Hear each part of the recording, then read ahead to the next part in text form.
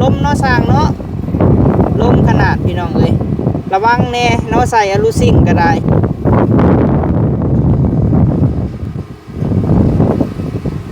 โอ้หมวกสร้างไปเลยลมแห้งนี่พี่น้องเอ้ยมิโก้เข้าไปนั่งอยู่พุ่นก็ได้ไหมเท้าย่านอันนั้นมันถึกเจ้า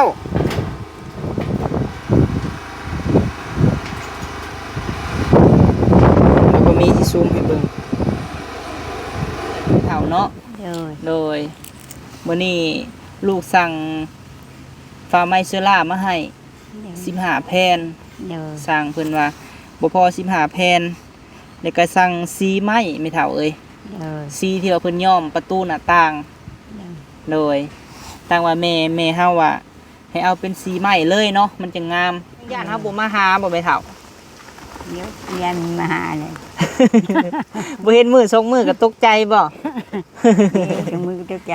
บ่มันมียาเลยเนาะโดยย่าไผสิจ่ายค่าสร้างไม่เท่าไม่ดูแล้วก่อนเคยได้โดยบ่ได้ย่าดอกไม่เท่าเอ้ยไม่ดูแล้วก่อนเคยได้บ่โดยเบาอยู่เช้าก็คล้องคู่มือโดยเช้าก็คล้องคู่มือโดยมาเห็ดหันเห็ดนี่ซอยสร้างมาเห็ดหันเห็ดนี่เนาะล้างถ้วยล้างหม้อเห็ดกินให้เขาตั้งปืนตั้งไฟมาละได้อาศัยเลยเด้บ้านนี่เฮียนเห็ดกินเด้ออีหล่าคำแพงเด้อคือไอ้บอกเขาแหละเห็ดแซ่บๆรสเนี่ยกินให้ผัวกินต่อไปยังมีครอบครัว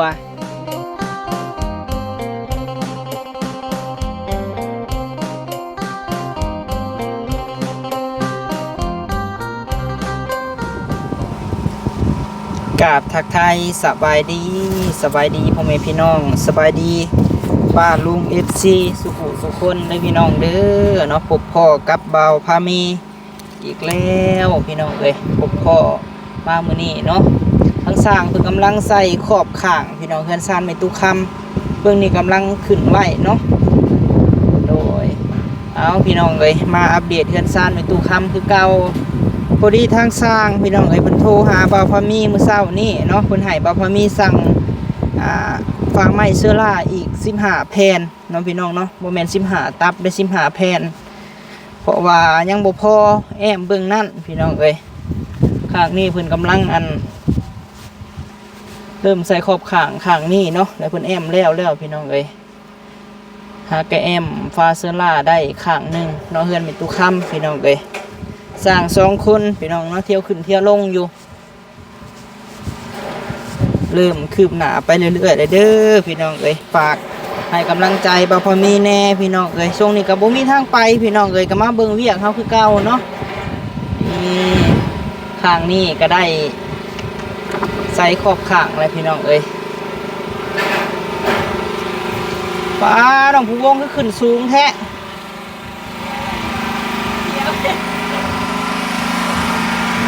สบายดีนะตู้เด้อเลยได้ยินเสียงจักรมันไม่เท่าเนาะมาแต่เศร้าหุ่นบ่โอ้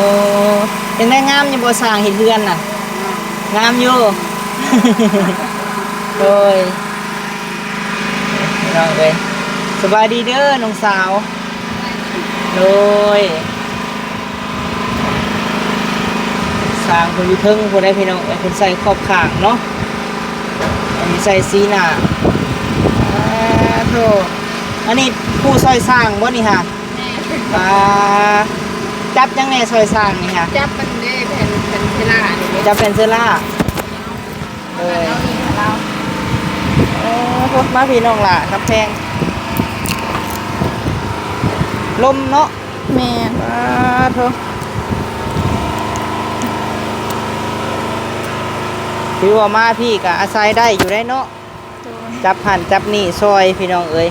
เป็นผู้ซอยสร้างแต่โบแม่นสร้าง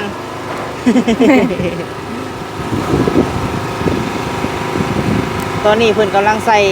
ข้างหน้ามันเนาะขอบข้างฝั่งนี้แม่นแล้วพี่น้องเอ้ยข้างฝั่งนี้ยังแต่ข้างนั่นเนาะ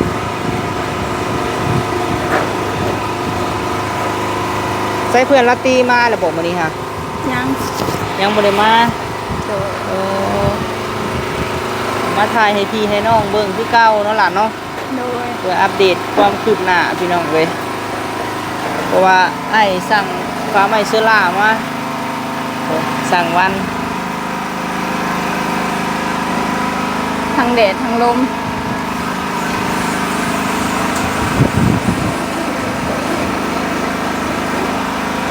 บรรยากาศกะลมๆเนาะเพราะว่าลมออกแล้วพี่น้องเอ้ยเริ่มลมเริ่มหนาวเลยพี่เท่าป้าไปนั่งคุณไป เข็มขัดยังสานี่ ได้ยินแต่เสียงอันนี้พี่น้องเอ้ยได้ยินแต่เสียงอันเป็นจักรอันปั่นไฟเนาะ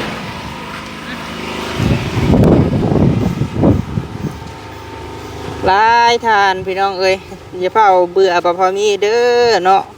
เบิ่งเอาคลิปยังลงกับเบิ่งให้แน่พี่น้องเอ้ยเฮาบ่มีเนี่ยไปคือเพิ่นไปไกลพี่น้องเอ้ยหาน้ำหมู่ใกล้นี่แหละเนาะถ่ายคลิปไปนี่แหละบามีกับคันบ่มีแม่ๆ FC ก็โอ้ยพี่น้องเอ้ยเพื่อคลิปหนึงบ่ได้ฮอด4-5เหรียญพี่น้องเอ้ยวิวมันหน่อยเนาะ3-4 พันดูเนาะงามได้พี่น้องเอ้ยลมเนาะสร้างเนาะลมขนาดพี่น้องเอ้ยระวังแน่เนาะใส่อลูซิ่งก็ได้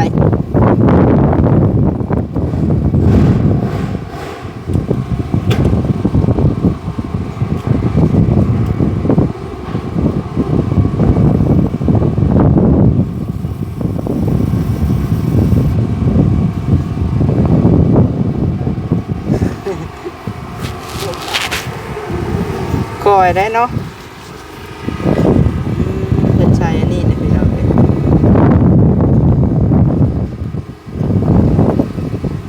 โอ้หมวกซากไปเลยลมแห้งเลยมิโก้เข้าไปนั่งอยู่พุ่นก็ได้ไหมเท้าย่านอันนั้นมันถึกเจ้าเพราะว่าลักกะซีอันนั้นน่ะเพิ่นยังบ่ทันอันนั้น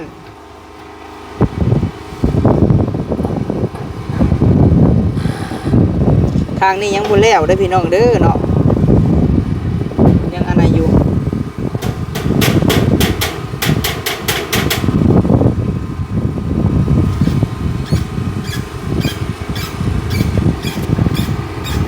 ลมแห้งแห้งพี่น้องเอ้ยปุ๊ผัดเบิดเลยไม่ยังก็ได้รอบบ่ายๆเพิ่นว่ามาส่งฟ้าไม้เสื้อล่าพี่น้องเอ้ยยังบ่พอ15แผ่นเลยบ่าวพามีก็ซื้อน็อตมาแน่พี่น้องเอ้ยน็อตบ่พอเนาะ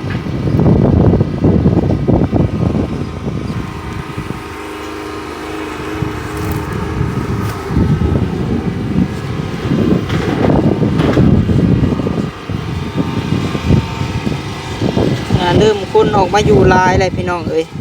ข้างเงินเป็นตุกคำเบิดก็เฮ็ดเพื่อนแล้วเนาะหลังนี่แหละพี่น้องเอ้ยเพิ่นสิมีหมู่แล้วแม่ตู้นี่เนาะผักสวนครัวไม่เท่าคำพี่น้องแล้วปลูกเองแล้วนี่ผักบัวเริ่มสิเป็นหมู่บ้านหนึ่งเลยได้พี่น้องเอ้ยใกล้กันกับแม่ตู้คำตรงไหนเฮือนน่ะก็แล้วแหละเนาะเฮือนนี่อีก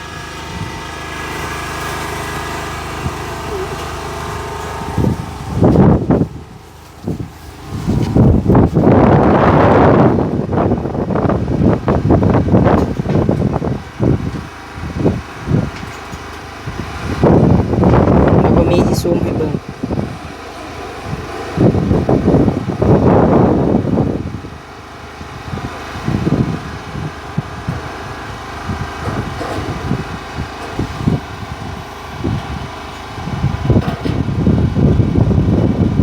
อยู่ว่าสร้างกับ2 คนพี่น้องเอ้ยตะกี้น่ะหลายท่านเนาะก็ถามมาพี่น้องเอ้ยคือหลายคนแท้บ่พอนี้เอ้ยบัดนี้ไปไสคือว่าบ่เห็นเนาะสร้างเพิ่นเมื่อพี่น้องเอ้ยเพราะว่าเพิ่นมีเวียกหลายบอนเนาะก็เลยว่าแบ่งหน้าที่การสร้างบ่พอมีกันยังเหลือ2 คนนี่แหละพี่น้องเอ้ยอดใจรอพี่น้องเอ้ยอีกบ่ดนเนาะยังทาสีแล้วก็ตั้งสะโครกพี่น้องเอ้ย มาพอมีสิไปซื้ออันสีพี่น้องเอ้ยซื้อสีมาทาอันขอบบ้านประตูพี่น้องเนาะทางแม่บิ่งเพิ่นให้ซื้อสั่งมาพร้อมกันเลยกับฝาไม้เสื้อล่าเนาะ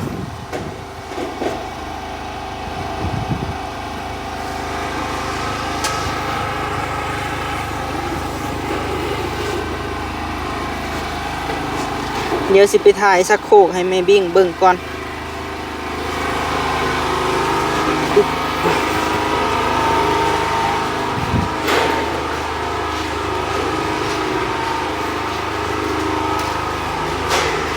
นี่แมนสักโคกเนาะพี่น้องเนาะที่ว่าเขาซื้อมานี่แหละสักโคกเป็นสักโคกนั่งเด้อพี่น้องเอ้ยจักอยู่ไสพาปิดมันซื้อมานำกันนั่นแหละแต่มื้อนั้นเพราะว่าผู้เฒ่าเนาะพี่น้องบ่อยากให้เพิ่นนั่งย่อๆพี่น้องเอ้ยอย่าเพิ่นล้มถ้าว่านั่งแบบนี้มันก็สบายเนาะแล้วก็ซื้อหัวสีดมาพร้อมพี่น้องเอ้ยข้างในนี่มันแล้วเรียบร้อยเนาะก็สิประมาณเม็ดก็กลัวนิดๆนี่แหละพี่น้องเอ้ยเนาะความกว้างก็ได้นี่เนาะมันก็สบายพี่น้องเอ้ยฟิลแบบบ้านพักค่ะนะเนาะ กว้างอยู่ได้พี่น้องวันนี้ก็แม่นบอลจอดรถเนาะทางแม่บิ่งเพิ่นก็บอกว่าเอาความคิดเห็นพี่น้องเอ้ยบอลจอดรถจอดหยังกะหลังจากเขาก็ขี่ขึ้นมาเลยเนาะจอดไว้เท่านี้แหละพี่น้องเอ้ยเท่านี้ก็แม่นห้องโถงเลยเนาะ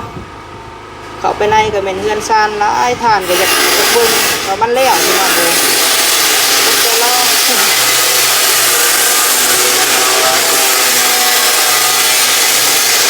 กดใจรอเดียวกันแล้วพี่น้องอีกบ่โดน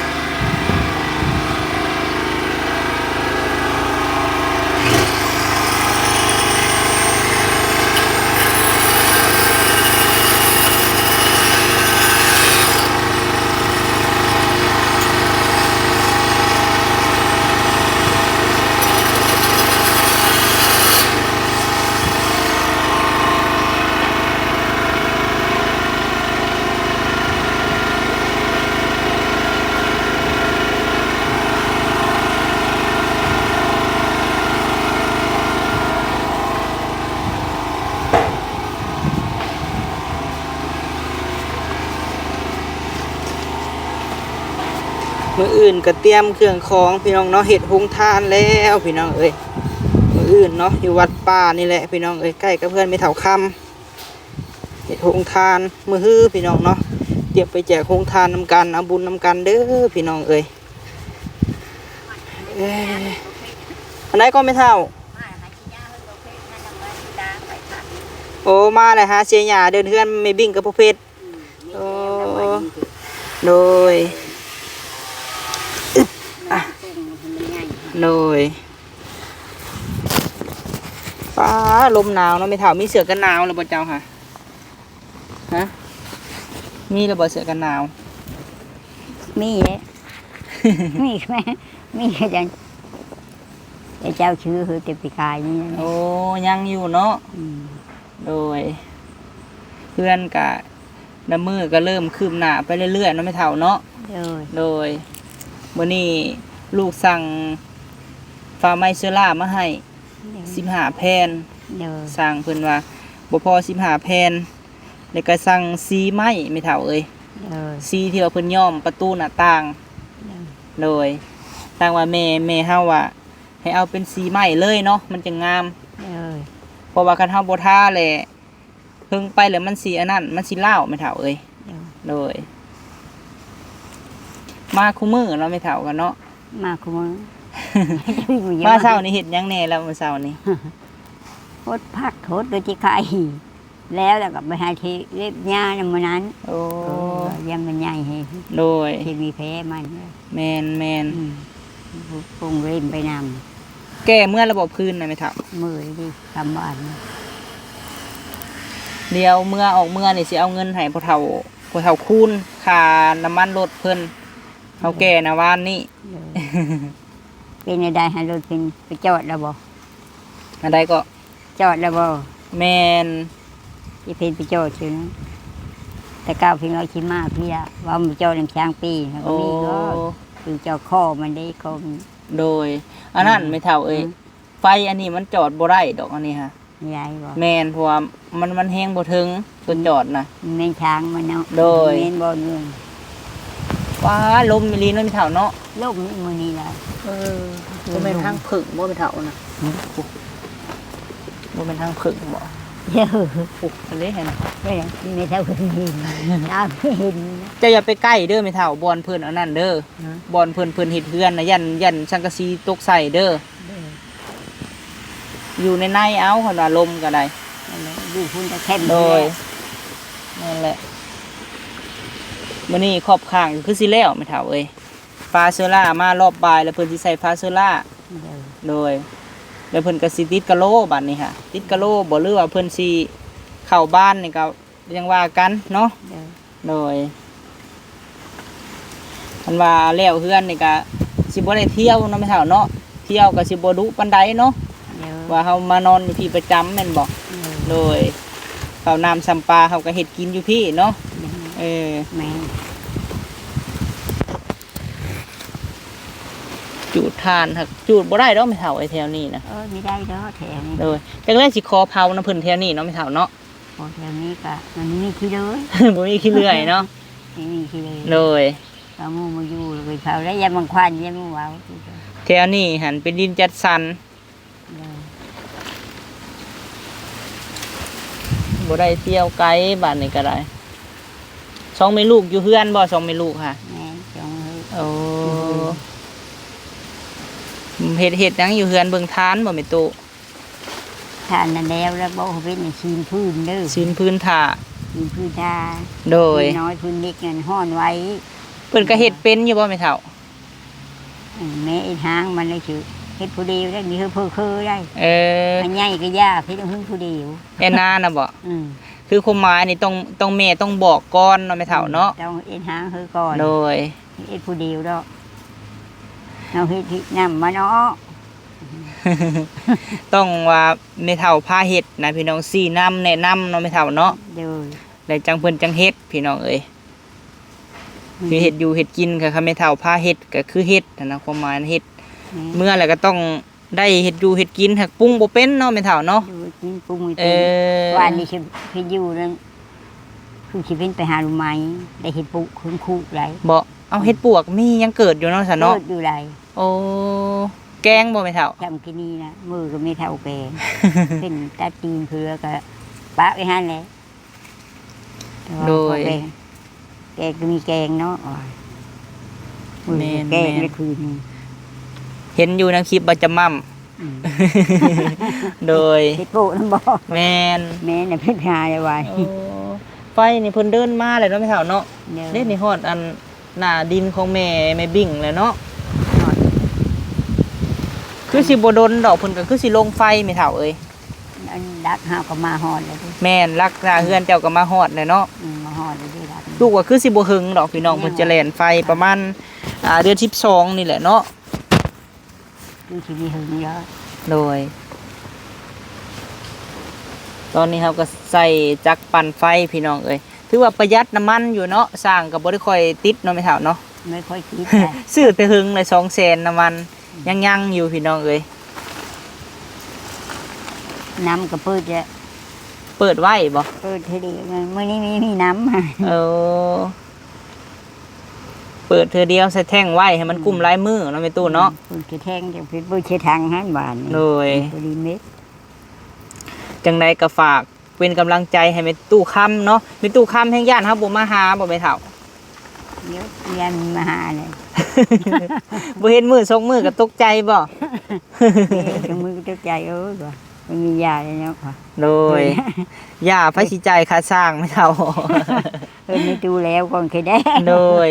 บ่ได้ย่าดอกแม่เฒ่าเอ้ย ไม่ดูแล้วก่อนเคยได้บ่ โดยเอาเอ้ยถ้าบ่พอมียานี่บ่มีเพชรจ่ายค่าสร้างแน่นอนเฒ่าเนาะ เดี๋ยว บ่ทิ่มดอกแม่เฒ่าเอ้ยมาอยู่นํกันนี่แหละจนแล้วจนทั่วพุ่นแหละยังเฮือนแม่เฮาอีกโดยโอ้ เดี๋ยว หลานสาวเพิ่นเบาอยู่บ่แม่เฒ่าตั้งแต่หลานสาวมาซอยเวียงนี่ เบา เบาอยู่ เช้าก็คล้องคู่มือ โดย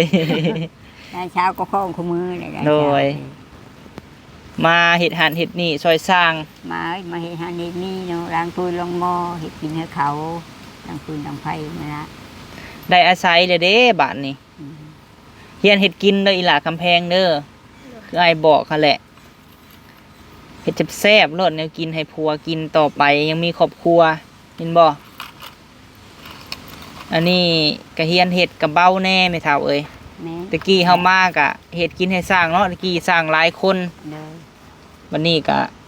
น้องเพิ่นอยู่ใกล้ชิดเพราะว่าตอนเช้าแล้วเพิ่นสิมาพี่น้องเอ้ยตอนค่ำกับมื้อมึงเทื่อมื้อส่งไม่เฒ่าบ่ เมื่อ โอ้มื้อแรงหั่น มื้อแรง มื้อแต่เว้นถ้ามื้อกับมื้อกับเฮาก็ได้ไม่เฒ่าเอ้ยเบิดแล้วบ่น้ำมันรถเท่าตูนนะ ย่างด้วยนะ ยังอยู่บ่ โอ้แล้วแต่อารมณ์ได้พี่น้องเอ้ยบางเทื่อให้ย่างมากับแม่ แล้วที่ลมจะดี โดย เป็นเนาะอันนั้นชื่อโอ้ยว่าไม่เท่าก็จะคิดในใดละ ยาแลไม่เฒ่าเอ้ยดีแหละเราบ่ได้ไปทุทีบเนาะแหละเนาะบ่ไปทุทีบทั่วแดนได้รถกับใครแนวหนึงใครแต่บ่ไปทุทีบ ไม่มีไปแล้ว โดย ไปชื่อมันก็ย่าน ย่านติ อันนี้ครับบ่แม่นหยังพี่น้อง เป็นแบบย่านเนาะ ย่านมัน เออ ขับรถมันมีเก่งแล้วมัน โดย มือเลยกี่ชองกับมือไม่ได้แล้ว เออ เดี๋ยวมืออยู่มือนั่งกินกระพายกระตาแล้วพี่ถึงไม่เท่า เป็นมือแล้วกี่ชอง เออ ไปเถิด บ่กล้าซ้ำติ ไม่กล้าดอก เออ รถนำไม่กล้าขี่ดอก โดยฟ้าเบาหูได้แหละเอ้ยเพิ่นมอดจักแล้วบัดนี้ฮะ ชีทั้งทึงแล้วเหรอบอก โดยแซ่บบ่ต้มไก่วานนี่ แซ่บ ต้มใหม่บ่ แม่นทำกับปรุงตื่ม ปรุงตื่มโอ้ซีนหมูหั่นแหละล่ะเอ้ยตำบักฮุงแม่รัดแม่เรื่องเพิ่นว่าตำบักฮุง กำลังจะไปเอามังคุด โอ้ไปใส่อีหล่ะเฮ็ดกินให้สร้างเนาะ ได้กิน โดย ช้างมือ กินน้ำกันไม่เท่าเอ้ยเจ้าก็ได้ กินน้ำกันนะ ไข่อิหยังก็ต้มกิน ไม่เท่ากินเตะเฮ็ดปุ๊เดี๋ยวคืนนี้ได้เช้า แซ่บบ่ กินแล้วก็มาอันแช่ โดยเฮาอันกลับก่อนเด้อซันเดอร์ไปหาสั่งเครื่องมาเติมอีกก่อน เดี๋ยว ไปสั่งเครื่องมาให้ไม่เท่าเอ้ยและรักษาสุขภาพแน่หนาวแล้ว หนาวเลย หนาวเลยเนาะมีผ้าห่มตุ้มอยู่บ่อยู่ตู้พุ่นน่ะ มีอยู่มีกะผืนบางละหนาวเชื่อนอนนี่อู้ดอหนาวเชื่อ มีแต่ผืนบางละมีผืน โดยเดี๋ยวจะหน่อยขึ้นเฮือนนี่แม่วิ่งที่เพิ่นสิซื้อผ้าห่มนวมให้ เดี๋ยว ตุ้มเนาะขึ้นเฮือน เอาแต่แนวใหม่ๆเข้ามาในเฮือนเนาะไม่เท่าเนาะโดย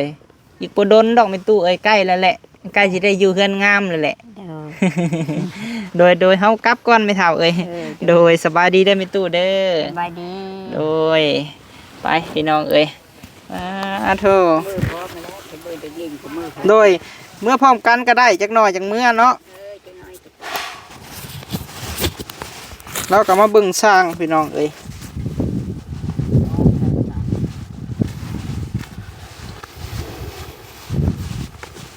ก็สิประมาณนี้แหละเนาะพี่น้องเนาะมาอัปเดตเบิ่งคือเก่าแล้วข้างนี้เนาะยังเหลืออีกข้างนั่นพี่น้องเอ้ยจักหน่อยว่าถ่ายมือช่องคลิปพี่น้องเอ้ยโอ้ยเนาะหลายคลิปก็ตื่มกันขนาดหลายคลิปก็ยังบ่นะพี่น้องเอ้ยกำลังสั่งวันทองเอ้ยเพิ่นสิเอามาให้รอบบ่ายนี่แหละโดย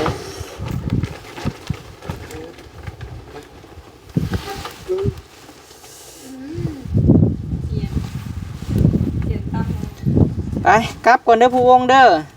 ปิดคลิปก่อนเดี๋ยวสิพาไปเฒ่าเมื่อพุ่นแหละประมาณ 3 โมงพุ่นแหละพี่น้องเอ้ยไปโอเคพี่น้องเอ้ยคลิปนี้ขอบคุณสุหม่องสุบอนเด้อพี่น้องเอ้ยแม่ป้าพ่อลุง FC เนาะที่หักแพงของเบาพามีพี่น้องเอ้ยบ่ฟ้าวเบื่อบ่ฟ้าวลืมกันเนาะเบิ่งคลิปแล้วก็ฝากให้กำลังใจนี่เด้อพี่น้องเอ้ยกดไลค์กดแชร์เบาพามีบ่ขอหยังพี่น้องเอ้ยขอแต่ว่า เบิ่งคลิปให้เนาะ